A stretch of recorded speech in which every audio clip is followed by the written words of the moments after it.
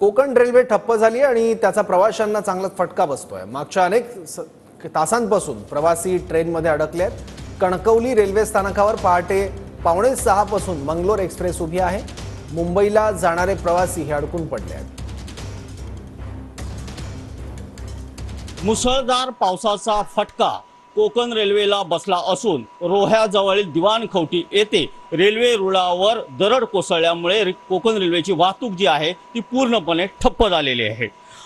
त्यामुळे नागरिकांना मोठा आणि प्रवाशांना मोठा मनस्ताप जो आहे तो सहन करावा लागत आहे। आता आम्ही आहोत कणकवली या कोकण रेल्वेच्या महत्त्वाच्या रेल्वे स्थानकावर। आता आपण पाहू शकता की या दृश्यांमध्ये ही जी मंगलोर एक्सप्रेस आहे ही सकाळी 6 वाजता इथे आलेली आहे। तिथपासून ही रेल्वे जी आहे ती इथेच उभी करण्यात आलेली आहे। यामधील प्रवासी जे आहेत त्या प्रवाशांना मात्र आतापर्यंत अद्याप कुठल्या सोयी सुविधा दिल्या गेलेल्या नाहीत आणि त्याचबरोबर योग्य त्या सूचना दिलेल्या नाहीत। त्यामुळे प्रवासी संभ्रमात आहेत की नेमकं अजून इथे किती वेळ थांबायचं आहे की पुढे जायचं आहे। मला सांगा किती वाजता आपण या रेल्वे स्टेशनवर ही गाडी आली आहे? सकाळी 5:45 वाजता आली आहे गाडी आणि 5:45 आलेली आहे आणि अजूनपर्यंत इथेच उभी आहे। ती अजून पुढे काय हल्लीच नाहीये। रेल्वे प्रवाशांना हा पावसाचा मोठा मनस्ताप सहन करावा लागत आहे।